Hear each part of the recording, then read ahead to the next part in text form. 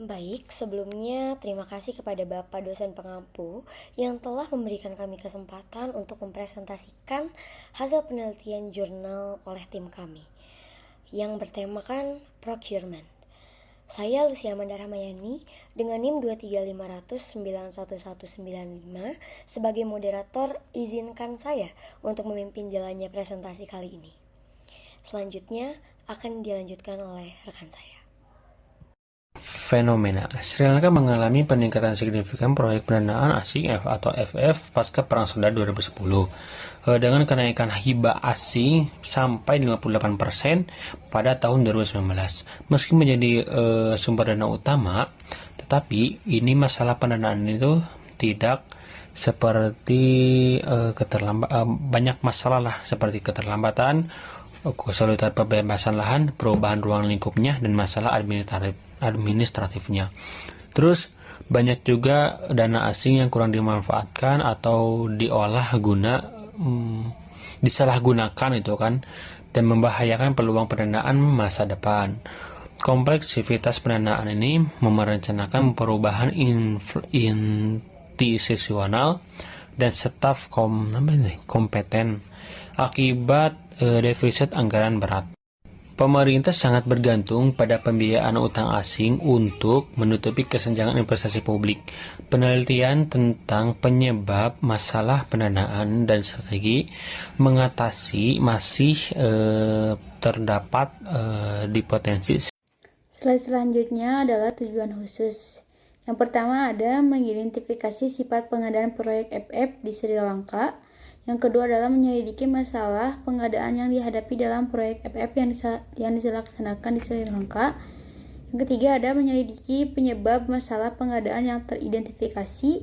Yang terakhir adalah menjelajahi strategi yang akan mengatasi masalah pengadaan yang teridentifikasi. Perkenalkan, saya Rahmainul Sabila dengan NIM 23500911171. Di sini saya akan menjelaskan bagian saya, yaitu ringkasan dari teori yang digunakan. Artikel ini menggunakan beberapa teori utama untuk menganalisis masalah pengadaan dalam proyek konstruksi didanai asing di Sri Lanka. 1.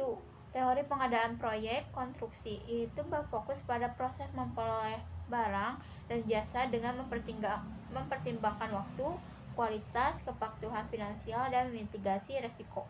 Kedua, ada konsep proses didanai asing, yaitu karakteristiknya unik, meliputi keterlibatan multi-stakeholder, siklus hidup panjang, serta tantangan politik dan regulasi. Ketiga, ada pendekatan penelitian, yaitu kualitatif menggunakan survei Delphi dan wawancara semi-struktur untuk mengidentifikasikan masalah utama. Keempat, ada strategi penyelesaian yang berfokus pada komitmen pemerintah, komunikasi antar pemangku kepentingan, dan pengembangan kapasitas staf lokal. Keterangan ini disesuaikan dengan konteks Sri Lanka yang dipengaruhi kebijakan lokal. Kekurangannya yaitu legislatif dan masalah efisiensi dalam implementasi proyek publik. Baik, untuk selanjutnya ini ada metode penelitian yang akan dijelaskan oleh saya sendiri. Dan metode penelitian ini menggunakan pendekatan kualitatif dengan teknik survei Delphi dan 2 putaran. Nah, putaran pertama yaitu wawancara semi terstruktur dengan 14 pakar, yaitu sudah berpengalaman selama lebih dari 10 tahun untuk mengidentifikasi karakteristik pengadaan proyek FF, memvalidasi isu-isu utama, dan mengidentifikasi penyebab serta strategi umum. Lalu untuk putaran yang kedua, wawancara lanjutan dengan 10 pakar untuk mendalami penyebab sekunder dan mengeksplorasi strategi penyelesaian yang terkait dengan penyebab utama dan sekunder.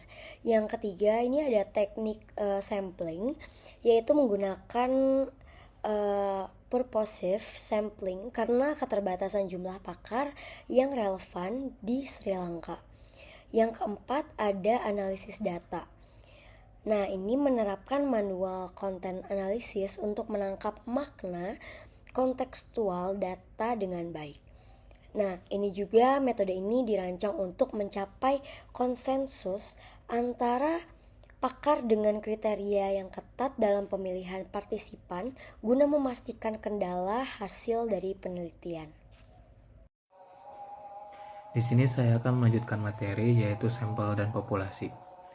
Dalam jurnal Procurement Management in the Foreign Funded Construction Project Implement in Sri Lanka, populasi penelitian adalah para profesional di Sri Lanka yang berpengalaman dalam pengadaan proyek konstruksi yang didanai asing.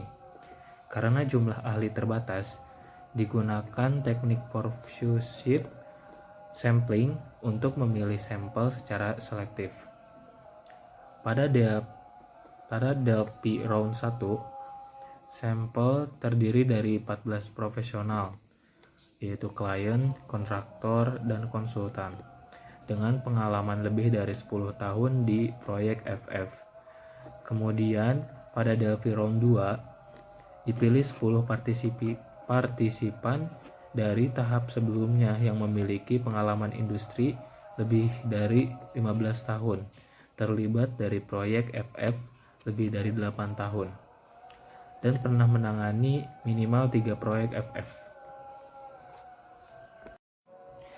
Kesimpulannya, manajemen pengadaan kini menjadi fungsi strategis yang penting untuk efisiensi, transparansi, dan keberhasilan proyek, terutama pada proyek yang didanai asing. Dukungan teknologi dari SDM yang kompeten diperlukan agar proses pengadaan lebih efektif dan adaptif terhadap tantangan global. Baik, sekian dari presentasi kami.